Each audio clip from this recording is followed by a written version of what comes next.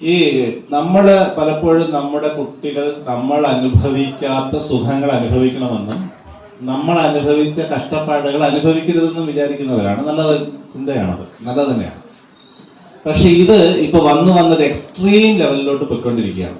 നിങ്ങൾ അറിയാത്ത വലിയൊരു അപകടമാണ് ഇതുവഴി ഉണ്ടായിക്കൊണ്ടിരിക്കുന്നത്. അത് ഇനി വരുന്ന ജനറേഷൻസിൽ ഈ ആറ്റിറ്റ്യൂഡ് തുടർന്നാൽ കൂടി വരും. വെസ്റ്റേൺ കൺട്രീസിലോ നല്ല രീതിയിൽ ഡെവലപ്പ് ചെയ്തിട്ടുള്ള USA പോലുള്ള രാജ്യങ്ങളിലോ ഒക്കെയുള്ള കുട്ടികളൊന്നും ഇപ്പൊ ഇങ്ങനെയല്ല അവരെ പാരൻസ് വളർത്തുന്നത്. അത്യാവശ്യം ഒന്നാമത്തെ കാര്യം, എന്ത് ചോദിച്ചാലും അപ്പോൾ നിനക്ക് കിട്ടും എന്നുള്ള രീതിയിൽ ഒരിക്കലും കുട്ടികളെ വളർത്തരുത്. എല്ലാവരും ശ്രദ്ധിക്കുക. അതായത് ഈസിലി എല്ലാം അവൈലബിൾ ആണ്, എനിക്കിപ്പം വേണം അത് എന്ന് പറഞ്ഞ് കരയുമ്പോൾ അല്ലെങ്കിൽ താഴെ വീണ് കൈയും കാലിട്ട് അടിക്കുമ്പോൾ ചെറുതിനെ തൊട്ടേ നിങ്ങൾ വാങ്ങിച്ചു കൊടുത്ത് ശീലിച്ചൊരു കുട്ടിയെ 12 വയസ്സ് കഴിയുമ്പോൾ നമുക്ക് മാറ്റിയെടുക്കാൻ പറ്റില്ല. അവരുടെ സ്ക്രിപ്റ്റ് ആൾറെഡി റിട്ടൺ ആണ്. 12 വയസ്സിന് മുമ്പേ ക്യാരക്ടറിന്റെ 90% ഡെവലപ്പ് ആവും. അപ്പോൾ ആദ്യം മനസ്സിലാക്കേണ്ട ഒരു കാര്യം, കുട്ടികളെ അനുഭവങ്ങളിലൂടെ പഠിപ്പിക്കേണ്ട ഒരു കാര്യം, നീ ചോദിക്കുന്നതെല്ലാം നിനക്ക് ആ മൊമെന്റിൽ ആ നിമിഷം പ്രാപ്തമാകില്ല. നിനക്ക് കാരണം കുട്ടികളത് ചോദിക്കുന്നതിനാണ് ഹാപ്പിനെസ്സിന് വേണ്ടിയാണ്, പെട്ടെന്ന് സന്തോഷം കിട്ടാൻ വേണ്ടിയാണ്, അല്ലേ? അപ്പോ പക്ഷെ അതിനൊരു പ്രശ്നം എന്ന് വെച്ച് കഴിഞ്ഞാൽ പെട്ടെന്ന് ഇമ്മീഡിയറ്റ് ഗ്രാറ്റിഫിക്കേഷൻ എന്ന് പറയും, പെട്ടെന്നുള്ള സന്തോഷത്തിലേക്ക് ഉള്ള ഒരു വഴി നമ്മൾ തുറന്നിട്ട് കൊടുക്കുമ്പോൾ ഇതിന്റെ സെക്കൻഡ് ലെവലില് നിങ്ങളിൽ നിന്നും വിട്ട് കുട്ടി വല്ല ഹോസ്റ്റലിലൊക്കെ പോകുന്ന സമയത്ത് ഏറ്റവും പെട്ടെന്ന് ഒരാൾക്ക് ഹാപ്പിനെസ് കിട്ടുന്ന ഒരു കാര്യമാണ് ഡ്രഗ്. ജസ്റ്റ് എടുത്തങ്ങ് കുത്തി കൊടുത്താൽ മതി, നേരെ തലയിലാങ്ങ് കയറിക്കോളും. ആ ഒരു കൈൻഡ് ഓഫ് ഇൻടോക്സിക്കേഷൻ അല്ലെങ്കിൽ ആ ഒരു ലഹരി എന്ന് നമ്മൾ പറയുന്ന സംഗതി ഏറ്റവും പെട്ടെന്നാണ് കിട്ടുന്നത്, അല്ലേ? ഒരു അരമണിക്കൂർ വെയിറ്റ് ചെയ്യേണ്ട കാര്യമില്ല. അപ്പോൾ നമ്മൾ ഒരിക്കലും ചെറുതിനെ തൊട്ട് നിങ്ങൾ ഇങ്ങനെ ചെയ്തിട്ടുണ്ടെങ്കിൽ, അതായത് കുട്ടികൾ പറയുന്നതെല്ലാം സാധിച്ച് എന്ത് കഷ്ടപ്പാടുകളായാലും കുഴപ്പമില്ല, അവർക്കെല്ലാം കൊടുക്കാം എന്നുള്ള രീതിയിൽ ഞാനതൊന്നും അനുഭവിച്ചിട്ടില്ലല്ലോ, അവൻ അനുഭവിക്കട്ടെ എന്ന് പറയുന്നതിലൂടെ indirectly we are doing a crime. നമ്മളൊരു കുറ്റമാണ് ചെയ്യുന്നത് അവരോട്. അതുകൊണ്ട് ഇനിയെങ്കിലും ഓർക്കുക, ഒരിക്കലും കുട്ടികൾ ഡിമാൻഡ് ചെയ്യുന്ന എല്ലാ കാര്യങ്ങളും അപ്പോൾ അനുവദിക്കരുത്. ഫസ്റ്റ്. സെക്കൻഡ്, ഇൻ കേസ് നിങ്ങൾ അനുവദിക്കുന്നു എന്ന് വിചാരിക്കുക, ഓക്കെ 1 മണിക്കൂർ മൊബൈൽ വേണം, കുഴപ്പമില്ല, നിങ്ങൾ ആദ്യം ഒരു കാര്യം ചെയ്തിട്ട് 2 hours ഈ പറയുന്ന കാര്യങ്ങളെല്ലാം ചെയ്യും. 1 hour പഠിക്കും, അടുത്തുള്ള ഒരു 1 hour ഇത്രയും കാര്യങ്ങൾ ചെയ്തു തീർക്ക്, ജോലി ചെയ്തു തീർക്ക്. അത് കഴിയുമ്പോൾ നമുക്ക് 1 hour എന്റർടൈൻ ചെയ്യാം. മനസ്സിലായോ? ഈ ടേംസ് ആൻഡ് കണ്ടീഷൻസ് നമ്മൾ വെക്കുക തന്നെ വേണം. അപ്പോ ഇതുവരെ ഇല്ലാതെ എന്താ അങ്ങനത്തെ മുടിയും വളർത്തി ഒരാൾ വന്നിരുന്നു പറഞ്ഞ അമ്മ ഇങ്ങനെ എന്ന് ചോദിക്കും കുട്ടികൾ.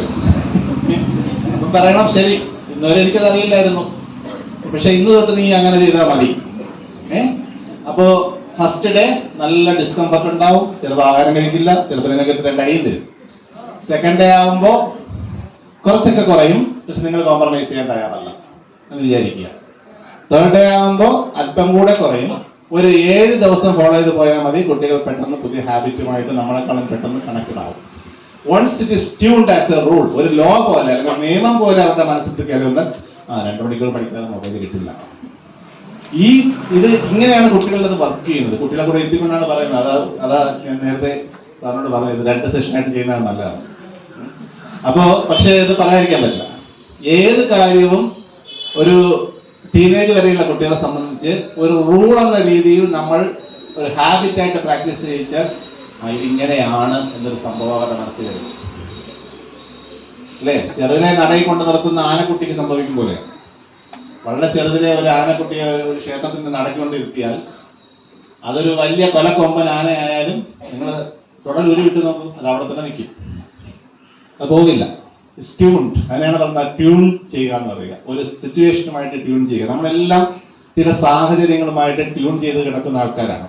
അതുകൊണ്ട് അതിൽ നിന്ന് വിട്ടുന്നതിൻ്റെ ഒരു കാര്യം നിങ്ങളോടൊന്ന് പറഞ്ഞ ഇനിയിപ്പോ എനിക്ക് വയ്യ, കാരണം മറ്റു സാഹചര്യവുമായിട്ട് നമ്മൾ അത്രയും ട്യൂൺഡാണ്. സോ കുട്ടികളോട് എപ്പോഴും പറയുക, നിനക്ക് നിന്റെ കാര്യങ്ങൾ, കുട്ടികൾ ചിലപ്പോൾ പറയാറില്ലേ, അത് അപ്പുറത്തെ കുട്ടിക്ക് അത് കിട്ടുന്നുണ്ട്, എനിക്കെന്താ വാങ്ങിച്ചു തന്നാൽ, ഇതൊക്കെ എന്താണ് അവരുടെ അവകാശങ്ങൾ അവർ ചോദിച്ച് വാങ്ങുന്നതാണ്, അല്ലേ? അപ്പൊ നമ്മൾ എപ്പോഴും ഓർക്കേണ്ട ഒരു പോയിന്റ് ഉണ്ട്, മറക്കാതെ ഓർക്കേണ്ട ഒരു പോയിന്റ് ഉണ്ട്. നിങ്ങൾക്ക് എത്രത്തോളം അവകാശങ്ങൾ ഈ ലോകത്തുണ്ടോ അത്രത്തോളം ഉത്തരവാദിത്വങ്ങളും ഉണ്ട്. നത്തിങ് ഈസ് ഫ്രീ, ഒന്നും ഫ്രീ അല്ല, അല്ലേ? നീ പഠിക്കണം, നിന്നെ ഞാൻ പ്രൊട്ടക്ട് ചെയ്യും. നീ ഞങ്ങൾ പറയുന്നതെല്ലാം അനുസരിക്കണം, നിനക്ക് ഞങ്ങൾ ആഹാരം തരും, നീ പറയുന്ന കാര്യങ്ങൾ കൺസേൺ ചെയ്യും. ഈ ഒരു സംഭവം ചെറുതിലേ തന്നെ കുട്ടികളെ പഠിപ്പിച്ചിട്ടില്ലെങ്കിൽ, ഈ പിള്ളേരെല്ലാം കൂടെ ഞാൻ അങ്ങോട്ട് പോകുമ്പോൾ എന്നെ കല്ലെടുത്ത് അറിയില്ല, ഈ പഠിപ്പിച്ചിട്ടില്ല എന്നുണ്ടെങ്കിൽ കുറച്ച് കഴിയുമ്പോൾ കുട്ടികളെ നിങ്ങൾക്ക് നല്ല രീതിയിലുള്ള പണി തരും, തലവേദനയാവും. അത് ഓർത്തുകൊള്ളണം. എപ്പോഴും നമ്മൾ ഈ കാര്യത്തിനകത്ത് ഒരേ സമയം ലവ് വിത്ത് കമാൻഡ്, അല്ലെങ്കിൽ ഒരു കമാൻഡിങ് പവറുള്ള സ്നേഹമേ നമ്മളിൽ ഉണ്ടാവാം. അച്ഛനല്ലെങ്കിൽ അമ്മയിൽ ഒരാളിൽ ഉണ്ടാവും. രണ്ടുപേരും ലിബറൽ ആയി കഴിഞ്ഞാൽ ചിലപ്പോൾ അത് നിങ്ങൾ ഗുണമല്ല കുട്ടികൾക്ക് ചെയ്യുന്നത്.